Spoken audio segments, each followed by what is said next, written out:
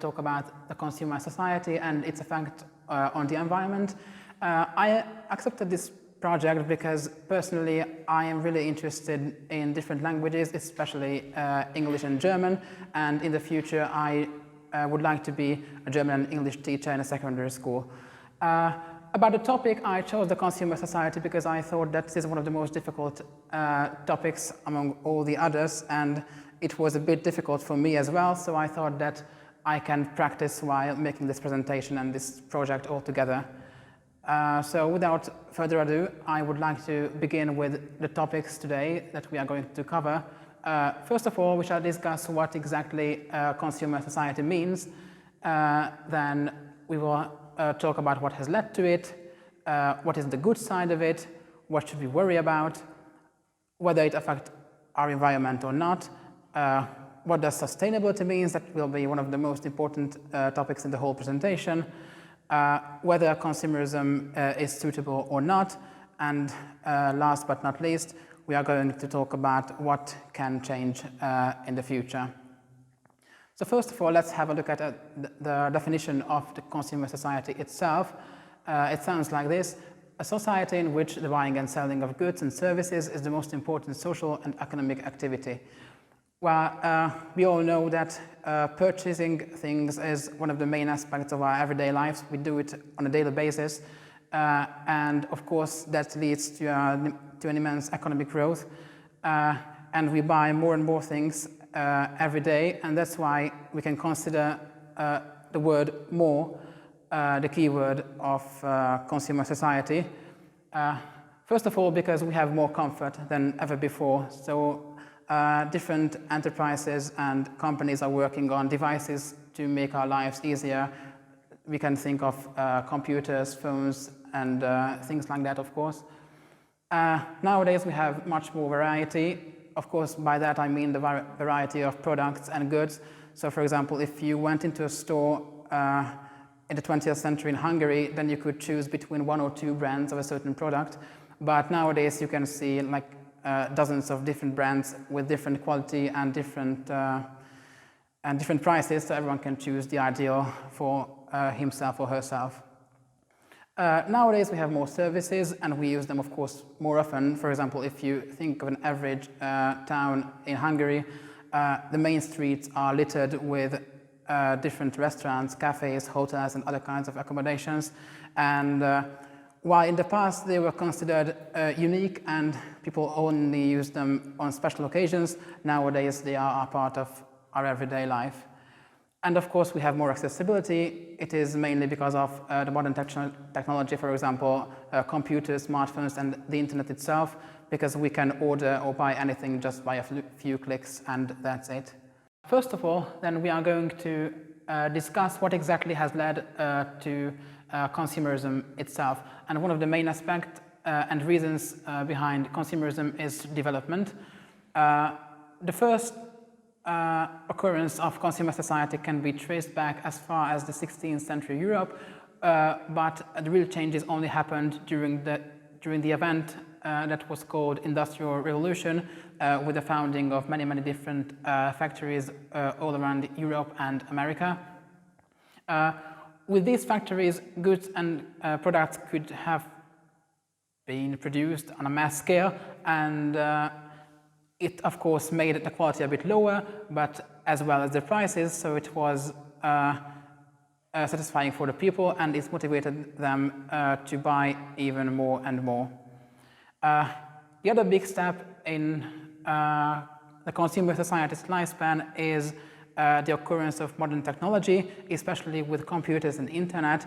The so-called information revolution started in the middle of the 20th century, and it is still present nowadays. And thanks to these new electronic devices, every product that can be found around the world is much more accessible, so we can just buy them via the internet, and we don't have to go to shops in order to purchase anything. And of course, these new devices like smartphones, laptops, and so on were brand new things to purchase, and they have become a must-have in our everyday lives. The second reason behind consumerism is called globalization. Of course, globalization already began after the discovery of America because of the world trade, but we consider the start of the real globalization when phones and the internet was invented, because then the communication connected the whole world as well.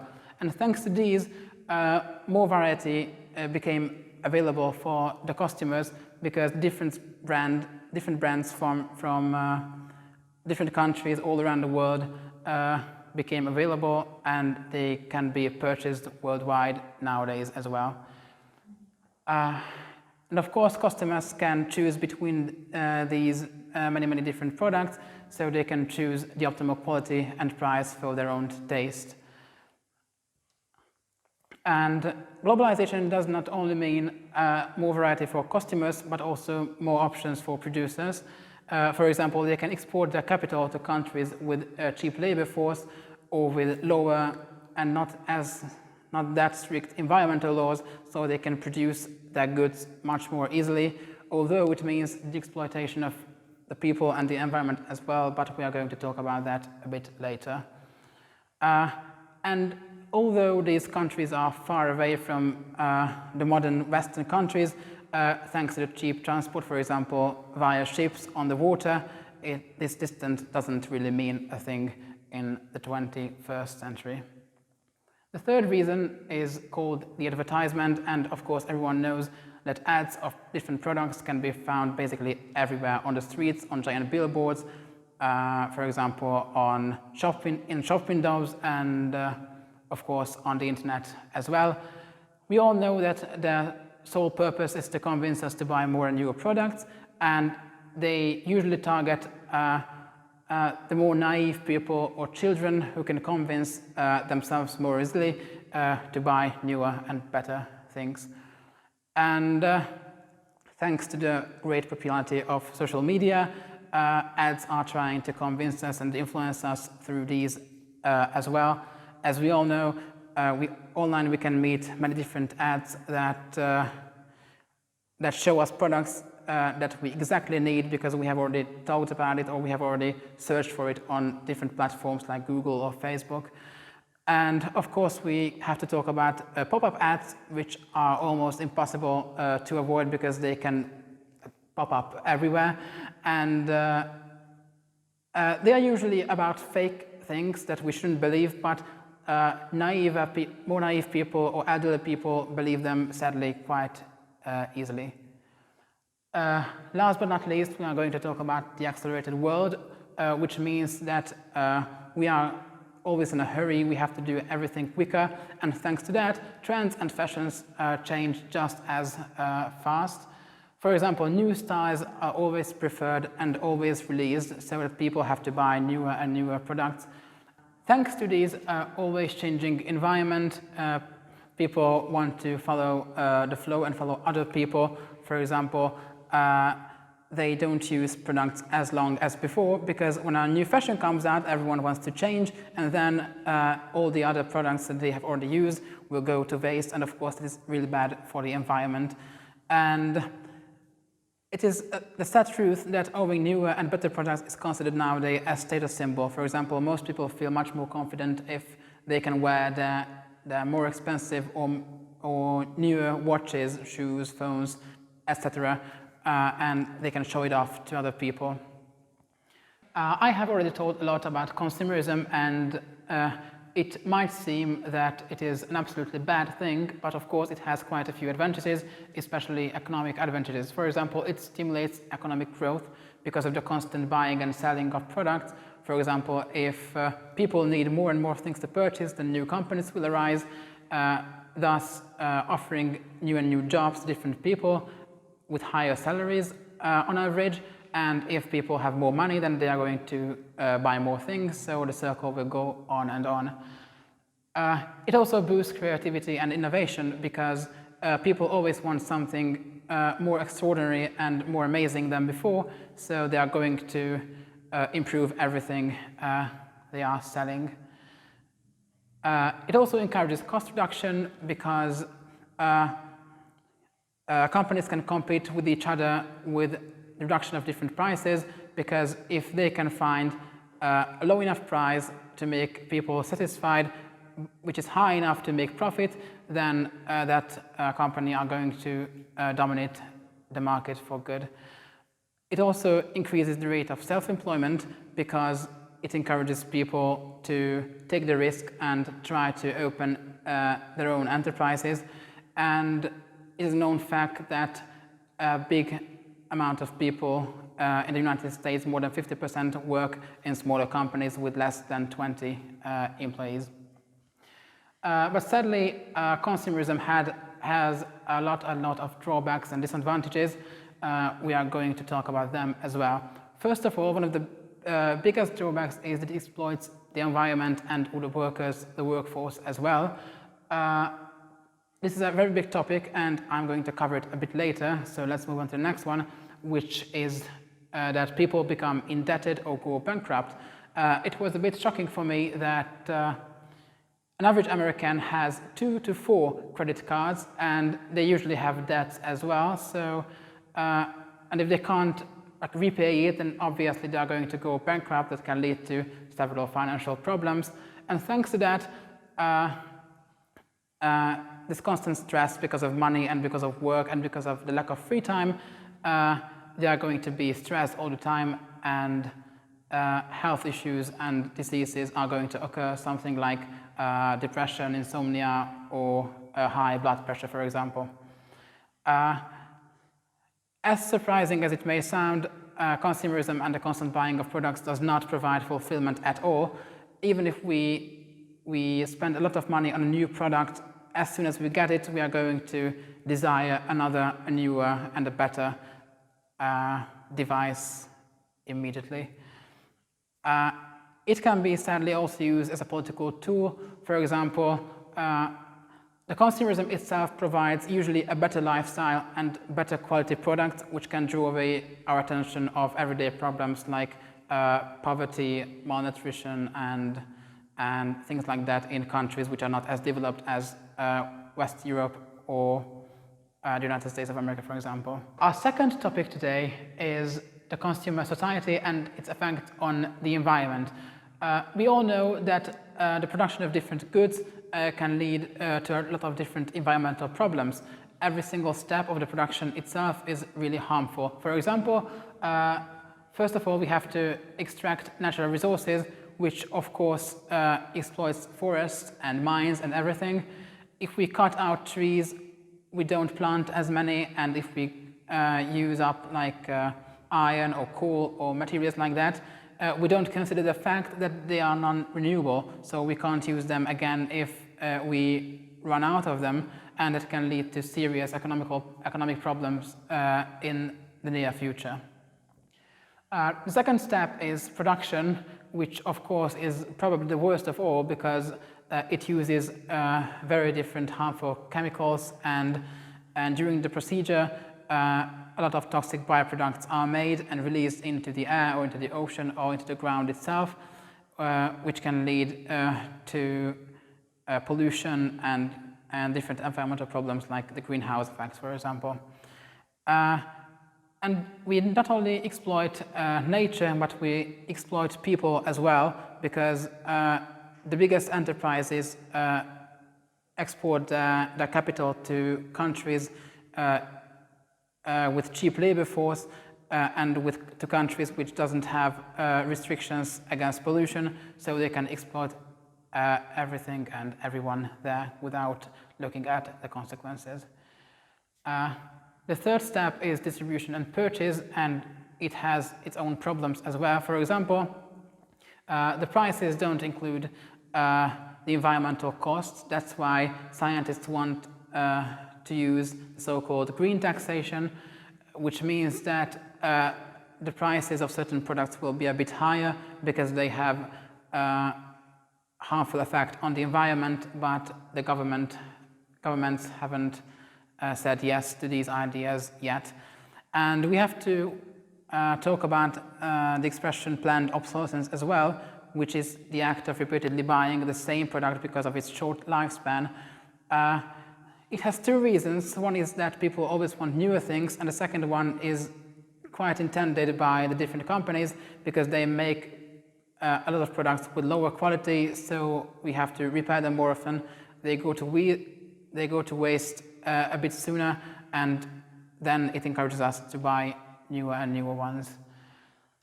The fourth and last step is consumption and disposal, and here I'm going to talk a bit about the clothing industry, because our clothes require a lot of maintenance during their lifespan. For example, if we buy a t-shirt, we have to wash it, we have to dry it, we have to iron it, which uses a lot of energy, and it uses a lot of water, for example.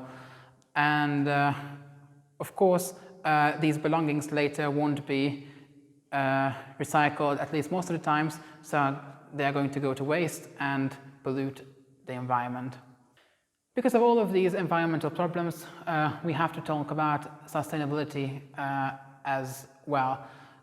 Sustainable production means that it causes little or no damage to the environment, it reduces ecological footprint, therefore it can be continued for a long time. Ecological footprint is a very important word in this context.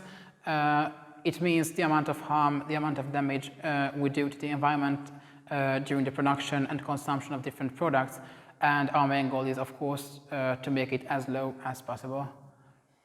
But the question arises, how exactly can we achieve a sustainable economy? I think that there are three main factors behind it. One of them is the government and the governments of different countries. They could, for example, encourage responsible production with rules and laws to reduce unnecessary consumption.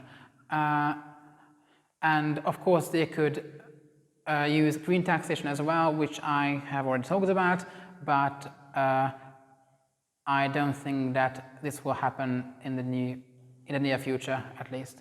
The second part is about producers and shops, and they should be much more responsible as well. For example, they should use renewable materials or long-lasting materials which are much less harmful for the environment. And if possible, they should be either recyclable or biodegradable. Also, consumers have the need to know more information about the products they are buying, and it can be achieved with different labels on clothing and devices as well. We have them today with certain information, but it is not nearly enough according to different surveys. And of course, we have to change our linear production model to a circular production model because it is much less harmful for the environment. Linear production model has a beginning and has an end with disposal, and then the products go to waste and thus damage the environment. Circular production model is a bit different because we can recycle the already used products and make new devices out of it, so it is much less harmful for our Earth as well. And of course, we consumers can do a lot of things about environmentally friendly production as well. For example, we should reduce our overall consumption, which means that we shouldn't buy things that are not necessary, and we shouldn't buy things that we don't need